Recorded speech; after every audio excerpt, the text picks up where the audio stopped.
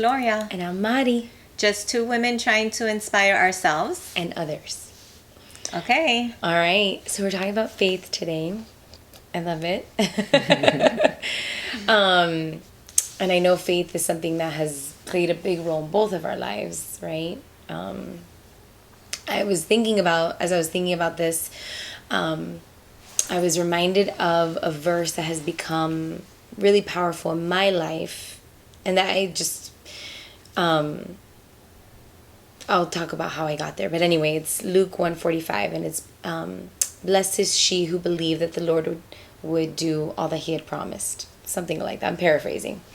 I was joking with Gloria that my husband says that since I'm Catholic that I don't have the Bible memorized, which is just a joke. Well, I have to say I'm bad about it. And I am bad about it too. I have gotten, I think, closer to the Word and like really tried to study the Bible more in recent years, like in adulthood.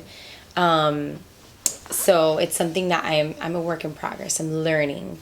And I've began to realize that the Bible can become a powerful tool, and that, having Bible verses can anchor me into certain beliefs. And so I'm trying to be better, but it's still really hard for me.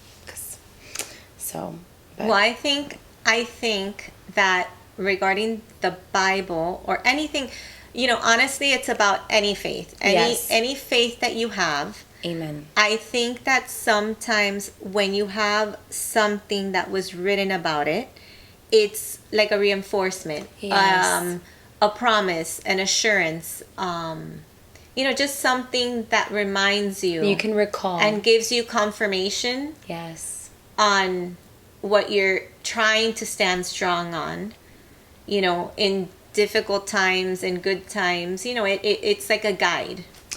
It's so interesting you say that, because you're right. I think that is like what it, in this case, like, what the Bible has done for me is like it's an assurance, a confirmation, something to stand firm in. And I was raised in the faith, and raised as as a spiritual. I have always had a spiritual life, and my parents, raised as religious, going to church every week. But I think I had a moment, a crisis of faith when my parents got divorced, that it wasn't until later on that I could really think about it as that, but just kind of almost like questioning everything. And I think we all have those moments where we question everything that we believed. And my parents' divorce was that for me. And I wouldn't say that I let go of my faith, but I definitely distanced myself from God, in the sense that I felt betrayed or abandoned, or like maybe a lot of what I had believed was not real. Right. Because how could this happen? And so, I'm grateful. Actually, my Mary Kay is a faith-based company. And so being in the company kind of began to reinforce my faith a lot.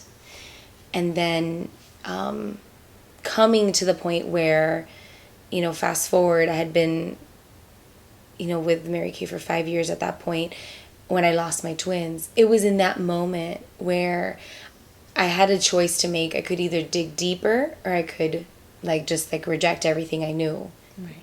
And I'm grateful. And I always say it's like by the grace of God and through the prayers of literally probably hundreds or not thousands of people that I was able to dig deeper. And I think sometimes, I don't believe that God causes these things to happen, but I do believe and I know that he can make good of all things, and he can make all things new. And, a friend of mine gave me the words, he can restore what the locust had destroyed. Oh, wow. Isn't that a powerful image? And so I think that crisis allowed me to rediscover my faith in a more meaningful and deeper way. Really almost, I would say, with the eyes of a grown woman instead of the eyes of a young girl who just had superficial faith. And so,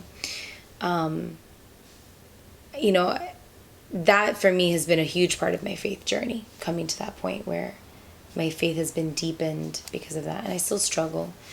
But I'm grateful for a deep root of faith, because it gives me perspective in all situations. Right. So, and also prayer, like a deep prayer life. And I realize, and I don't know how if you've seen this too, but I can always tell, like I can tell when my prayer life is really deep by like the peace that I feel, versus like, for example, I realized today, I'm like, I haven't had quiet time in like 10 days. I realized it because I was like, I've been so stressed out. I've been like anxious. And I stopped and I said, oh, when was the last time I like opened up my devotional? And so I took a minute and I literally jumped out of bed and I was like, I'm just going to do my devotional. Nothing else. I'm just going to do that. And I started my day different, you know. And explain to everybody, what's your devotional? My devotional, I use the Bible app, and that for me is like when I have nothing else. I have many devotionals, but when I have like nothing else or I need something quick, I just do that. And it's a verse of the day, and it has like a reflection and a prayer and something I can just read to reflect on the verse. And that at least helps me anchor in something. But I have like I have a lot of tools that I use now. I have a prayer journal. I'm gonna look for it. I'm gonna get it for you. And you basically just write down, and it's all these prompts, because what I'm not great at, and I don't know if you are, but I'm not great at just like getting things out. Like I need prompts. And so this prayer journal like prompts me, like it's like, what are you worried about? What are you looking forward to? You know, what do you want to pray for? What are things that you want to see happen in your life? You know, what can you take to God? Like, so it helps me think through what's in my head. Right. And it also has a spot where you're like, this is what you're praying for in this moment, so that you can circle back and like, and it has a place where you can write answered prayers. Because I think that's a really important thing that I've began to track. Like, what are the prayers that God has answered? Not just the things that he hasn't, because I think a lot of times the younger version of me focus on the things he didn't answer. You know, I'm going to go off track a little bit because I don't want to forget to mention this. Yeah. Because it has to do with what you say works for you when you pray. This is a little bit more generic. Yeah. Okay. But it's definitely connected to what you do, which is, well, I mean, this is still faith-based. It's maybe not as organized, you know what I mean? Right. Like the Catholic faith or religious or just faith-based, yeah. But it's also like, you know how people believe in the universe and bringing things, you know, that you really envision, you know, like a vision board, like things like that. So the fact that you say, like how you put it in writing helps you, okay? And I will tell you, which it is like a prayer in the sense, because there have been 2 instances in particular in my life that I have really sat down. I'm not a big, like I have a journal and I'll write in it every now and again, but I'm not a big constantly write out my feelings or write out, you know, what I'm gonna, that's not really me. I rather like voice it and think it.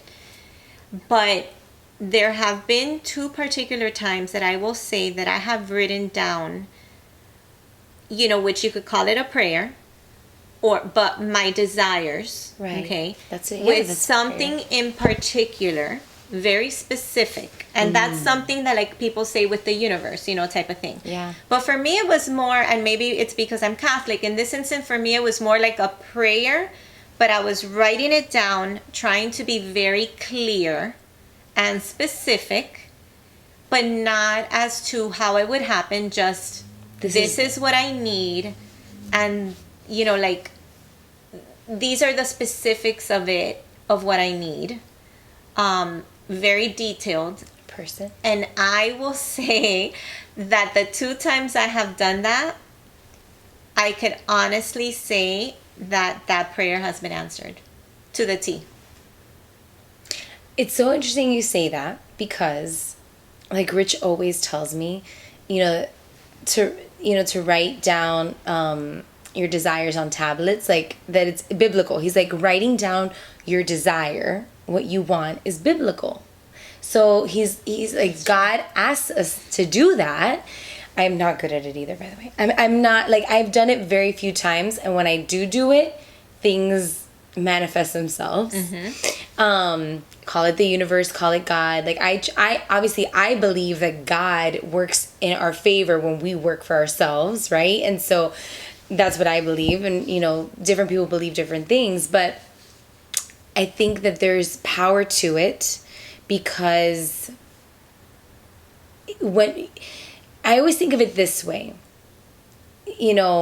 God cannot, he knows all the desires of our heart, but if we never express them, they can't come to fruition, right? It's like you first have to have the courage to like write it down. And I'm thinking that one of these prayers was a person, I feel like. But, I think that that's also like a topic for maybe even we can explore even further. But how did it feel when that prayer was answered? I think that that's like maybe we can talk about answered prayers. Yeah. How did it feel when that prayer was answered? How did it make you feel? How did it affirm your faith? Did it...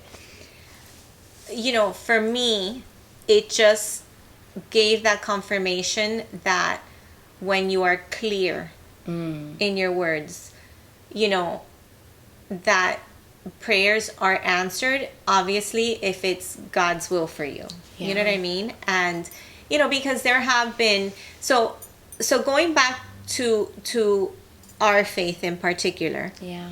And I don't want it to be something that people like get turned off because we're talking in particular to ours. Right. But with my faith in particular, it's funny because I think you could take it two ways when something really difficult is happening. Right. It could go both ways. Either you could lose your faith, yeah, or you could strengthen your faith. Yeah. And I can see how you can lose your faith. And that happens all the time. All the time. So like for me, I went through a divorce 5 years ago, and I will say that strengthened my faith. And the funny thing is that obviously being Catholic, you don't believe in divorce, right? So one of my constant prayers at the time was, please don't let this happen, guide us, help us work this out, please interfere. Like, yeah, that was my focus on saving the marriage. Right. And obviously that was not what happened. But, it's funny because, and whether it's an emotional game we play or a mind game or whatever it is, but, I truly believe that was not God's will, no matter how much I may have wanted it. Right. And I do believe that God sometimes puts his foot down, just like we do as parents with our kids. Will put his foot down and say, this is not what you need. And you are not the full potential of what I made you. And this is what needs to happen right now for you to grow. And wow, I will honestly say that, and I don't want it to sound bad, especially because my ex and I do have a very, I would say it's a good relationship. Yeah. But, I do believe that I had to go through that to be who I am today. And it was just part of my journey. And I don't look back and say, I wish that wouldn't have happened anymore, because I just think it had to. And I understand things differently. I look at things differently. I'm a better person because of it. I was going to say. So, yeah, sometimes it's not the answer we want. Right. And you just have to go through it and feel what you're feeling. And for me, it strengthened my faith regardless, even at the time, even when it wasn't answered, because the amount of trust that I had to put to believe that whatever happened was what was supposed to happen, even though things were not unfolding the way I wanted, that trust in my faith strengthened it. And it was honestly something that came from when I was a little girl. You know, I was raised the same way. I was, right. You know, I went to mass on Sundays. My mother, you know, she's gone through breast cancer twice. Wow. And, you know, she always had her little candle, and she would pray to the Virgin Mary, and, you know, she got through it, and she made a promise to her. My grandmother always had a particular saint at her house with a candle, and also, you know, which I know this is a little more particular with our faith, and maybe a lot of people cannot relate, but I remember growing up seeing that. I never prayed when I was little like that, you know, with a candle and I never did that. And the funny thing is that now I do. So it's like stages that you go through, and what makes you grow in it differently. You have to take your path the way it comes. You know, and another time that I feel it's not necessarily that my faith made me stronger, but where I felt it give me peace at a time that I couldn't really understand how it just, like, you know how, I mean, I don't know if you've ever felt it, and if you have, you could tell us a time, but like where you just feel this, like, you're just immersed in peace and you don't understand how. Yeah. You know, one of my daughters had scoliosis surgery. Oh. And it was 12 vertebrae that they had to, you know, put the screws in and the rod and everything. Oh my gosh. And when she had the surgery, actually, it was today, a few years ago. And I'll tell you why I just remembered that. I hadn't thought of that. So my grandmother passed away today, many years ago. And this was the grandmother that had the particular statue and would pray to the statue. So when my daughter chose the date for her surgery, it was, you know, also June 8th. And I remember praying, and it was kind of like that sign. Like, okay, it's the same day. This is a special day. And I remember, you know, I was so at peace at the hospital. So, like, it was weird. I knew nothing was going to go wrong. I knew it was in God's hands. I knew he was going to take care of the doctor. He was going to take care of her, and she was going to be perfectly fine. It was just, during the surgery, it was complete calmness for me. And those were one of those times that it's not necessarily that it made me stronger, but it worked in my life where it just gave me that sense of everything's going to work out. Everything's fine. And it's like, you know that has to be God, because like your human mom self doesn't feel that, but it's so much bigger than who you are, right? It's like, I totally understand, like that peace that just floods you, that you're like, where is this coming from? Mm-hmm. But it's like a certainty. Well, and that's the only promise in my life that I've made. I made a promise that day, and that was like my thing. And it was, you know, I don't know. It was just, like I say, a lot of the emotions that flood me at times, I find them strange because I don't understand them. Right. I don't understand why that's how I feel, but I did. And that was, you know. When I was in the hospital, oh my gosh, I mean, so your girls were in my mom's class at some point. So my mom is her daughter's teachers at some point. And so many people were praying, and so many people were giving my mom things to bring me at school. And one of them was a statue of Our Lady of Hope, who was pregnant, and I had that in my room. And I was being visited every day by the Catholic chaplain at the hospital. Oh. And he said to me something that has stuck with me. And he said, the miracle you pray for is not always the miracle that you get. Oh, wow. But just be looking, because the miracle's always there. When we pray for miracles, they happen. It's just the miracle we pray for is not always the miracle we get. And obviously, in that moment, I was praying for my daughter to survive and to live. And, you know, after the fact, the last day we were at the hospital, he reminded me of that. And he gave me a copy of his book. He had written a book about miracles. Oh, wow. And in that moment, I couldn't receive what he was saying. But I held on to it. And he wrote inside the miracles we pray for are not always the miracles we get, but keep looking.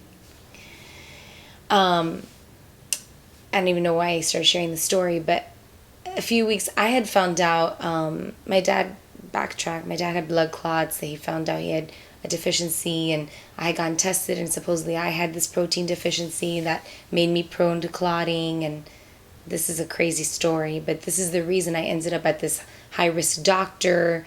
And then I found out I was pregnant with twins, and I was in the perfect place because this guy's world-renowned. Anyway, talk about God's hand in your life way before you ever know it or need it. After I lost the twins, they had done so many blood panels on me, and they did so much genetic testing, and thank God, everything was coming back fine. But the one panel of blood work they didn't do was a hematology panel on clotting. So 6 weeks, I went to my 6-week postpartum appointment after I delivered the twins, and it was a new doctor who had just come from Peru. I'm telling you, this practice is world-renowned. And he said, of all the blood work they did, they never did a panel on this. And I see that you have a protein S deficiency. I'm just going to have you go back in. I know you don't want to be stuck one more time. I need to just do this panel so we have a complete panel of all your blood work. I go in and I do it. We went on vacation, after that. And he calls me while I'm on vacation. He says, I don't really know how to explain this to you, because I don't understand. He's like, I'm looking at your blood work from 6 years ago, and I'm looking at your blood work today from 2 weeks ago, and it doesn't make any sense. Protein S levels don't change. It's just genetic. It's in you. But you're no longer protein S deficient. He's like, not even close. He's like, I don't know. He's like, it's a miracle. So he's like, well, that's one less thing that we have to worry about when you get pregnant again. So anyway, he just kind of, glosses over but those words obviously stuck with me because, now I'm thinking 8 weeks ago, this priest is telling me the miracle you pray for is always a miracle you get. And so I always tell people. So wait, is that deficiency part of the reason why you may have lost the babies? No, it wasn't. It never came into play in my pregnancy. But they were monitoring me, and I was on medication to make sure it didn't. But then it just disappeared, and it's never resurfaced. And it doesn't make any sense. They still, medically, no doctor has ever been able to explain it to me. And my dad genetically has this deficiency, and he passed it on to me. So it doesn't make any sense. Yeah. It's crazy, right? Well, there you go. So I say this because I think, I think we all have those moments, right? Like, I think of the Mari of when my parents got divorced and how I couldn't. In that moment, I couldn't dig deeper into my faith. I couldn't. Right. I didn't have the capacity at that time. But then I think, how he was with me, 7 years later. And just, also just how that loss brought my parents were in the same room. My parents can finally talk again. I think about it. My parents were with each other every single day for 3 weeks, and how they supported me unconditionally despite them not being together, and just God is good, and it's crazy. I think we go through different times in our life, right? Where we don't know how to rely on our faith, but then those moments when we can and we do, and I'm just grateful that my faith has been a part of my life, and that my parents gave me that foundation, for when because it was there all along, right? For when I needed it. And I know that your parents gave that to you too. Yeah. I love that story of the peace and praying for what you desire, and I believe that God gives us. He's a good father, and he wants to give us all the desires of our heart. I believe that wholeheartedly.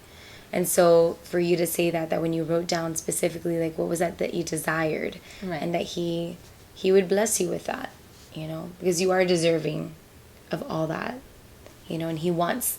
And how you said that, when you're divorced, he was like, I want you to grow through this. I have something for you at the end of, through this. And yeah.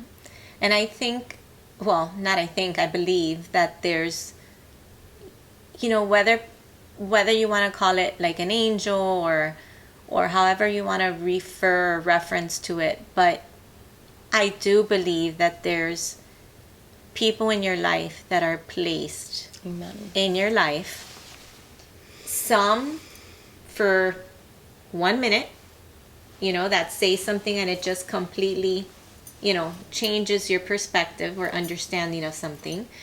And some, that maybe it's just for 2 months and all of a sudden, that person had to be in your life for that time in order for you to get to this where you are gift that you were going to get, and then there's some that are there for your entire life. But I do believe, and I call it kind of like angels, and I always feel like absolutely. You're being protected and guardian angels, yes. You're just being placed and moved. It's like you're moving along and they're just like coming in and out, in and out, in and out, in and out, and it's just like guiding you. So. And I think that is like the beauty of faith, that yes, like I truly believe in angels, and I feel like I feel that for sure, like they are placed there to protect you and to guide you and to I totally understand, and like I relate to that and have felt that in my own life too, for sure. And I also believe that prayer changes us. I heard this recently, that prayer doesn't change God, that prayer changes you. Mm-hmm. And that has never been more, I totally understand that. Because when I pray, I know that God isn't the one changing. It does. It changes me. It changes my perspective, my focus, my acceptance, or my, mood. Right. All those things. Yeah. I mean, it's like that with everything in life. It's whether you say God changes you, but it's like that with everything. Like, if you want to succeed in life, if you have a negative attitude as opposed to a positive attitude, it's all about you and how you react to the things that are happening in your life. You cannot, even in a relationship, you cannot control the other person. It's true. The only thing you can control is your reaction, how you react, how you deal with it. And that's hard, So it's, and I think with prayer, we learn how to start having a different perspective, how to, think of a better way to handle it, how to change how our reaction to it is. Yes. And it's a choice we have. We have that choice. It's not an easy one many times. Right. So, all right. Well, I love being able to explore more about faith with you. And I'm sure we'll talk about it other times too. So, we just, our goal. So, this is technically the last episode of our first season. Yeah. Hopefully, there's many more. Yes.